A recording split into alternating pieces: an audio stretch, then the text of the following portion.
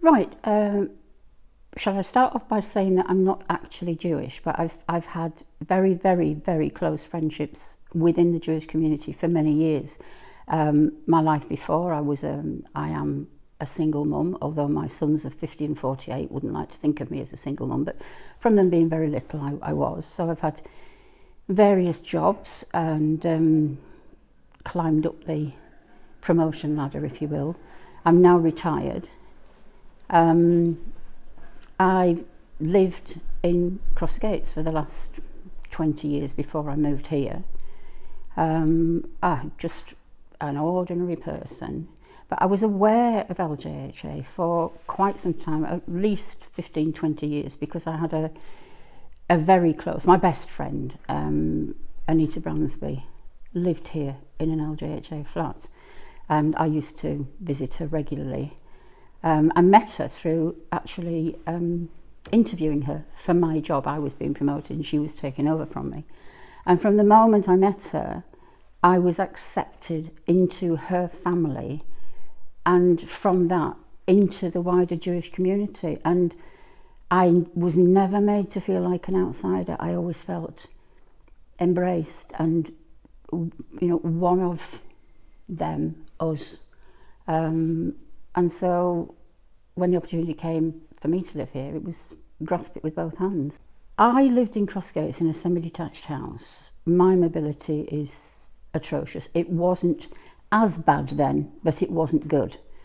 So stairs were difficult for me. There were things that needed doing to the house that I couldn't afford to have done. There was a garden to take care of, which was beyond me. And so my two sons and my daughter-in-law said, look, you should be looking at getting a bungalow or a flat. And I'd always resisted the idea of a flat. I thought, do I want somebody above me, below me, whatever.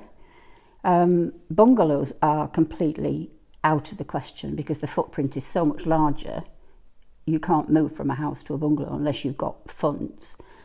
So I looked for 2-bedroom flats in the Crossgates area. Were totally out of my reach. I extended it to Leeds 14, although I didn't particularly want to live there. Nothing that I could touch, because I'd already taken out a equity release to support my sons. So I went Leeds wide and just put 2-bedroom flats, and I could not believe the price. I'm a shared owner. I couldn't believe the price of the 2 flats that were on offer, both in Burton House. So I went to the estate agent and I said, could I look at these? And he explained that it was Leeds Jewish Housing Association. So my first response was, oh, I'm sorry, I'm not Jewish. Oh, I'm sorry to have wasted your time. And I was told, no, that's okay. And I was surprised that I was allowed to buy. So I came and looked at the 2 flats and thought, oh gosh, this will solve all my problems. It felt safe. I'd been burgled in Crossgates. And every noise I heard in the night, it was, where's that coming from? Is it somebody breaking in? Is it whatever? So to move into a ground floor flat, self-contained, with security lights, with a back garden you can only get into with knowing a code, with a front door that you've got to get a fob into, and then, into my flat. I thought, this is just perfect. So I double-checked, are you sure I can live here? And I was told, yes, I could. So I jumped at the chance. We've got more. I mean, your own appointment to LJHA has changed things. We've got more of a voice. The tenants have got more of a voice. There are functions organised, and we've got really, really good support workers. And we've got 2 particular ones assigned to us, Ian and Hannah, and they're part of the family as well. We don't regard them as, your workers that come in. They are part of us. So yeah, I think it's great. Before I ever moved in, I asked if there was such a thing as a tenants committee or whatever, because I know that from my late friend Nita that she had been on a management committee in what's now Sheila Saunders Lawn, and she'd contributed to the newsletter, and she'd organised fish and chip suppers and film nights. So I asked if there was a residents committee, and I was told no, there wasn't. I thought, well, that's a shame, because I I hadn't quite retired, but I was 72 before I retired. I was coming up to retirement. I thought, I've got time. You know, I'd like to contribute to where I live, be involved. I don't know how many years ago it was that you were appointed, but suddenly there was a chance to be, you know, an ambassador or whatever. So I volunteered for that and was co-ambassador with my neighbour Marcia. I think the immediate challenge is that we do, our big goal is to provide more family housing. We don't have enough.